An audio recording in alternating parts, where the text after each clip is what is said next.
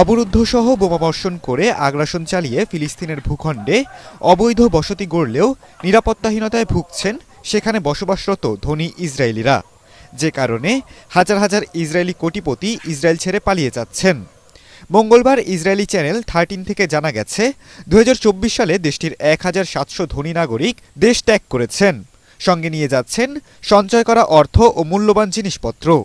এমনটা চলতে থাকলে তা দেশটির অর্থনীতির জন্য বড় আঘাত হয়ে দেখা দেবে বলে সতর্ক করেছেন বিশেষজ্ঞরা।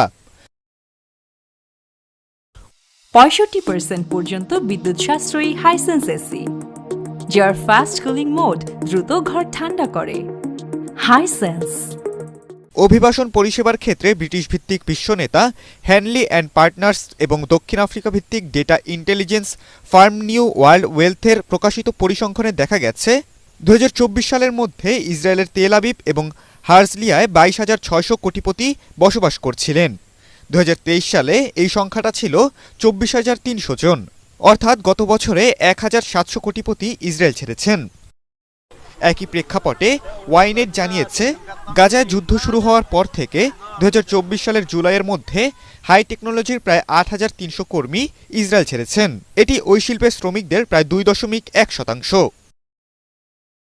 এর আগে গত বছরের অক্টোবরে ইসরায়েলি সংবাদ মাধ্যম জেরুজালেম পোস্টের প্রতিবেদনে বলা হয়, 2024 সালের প্রথম 7 মাসে 40,600 জন ইসরায়েলি দেশ ছাড়েন, যা 2023 সালে প্রতি মাসে দেশত্যাগী ইসরায়েলিদের গড় পরিমাণের তুলনায় 2200 জন বেশি।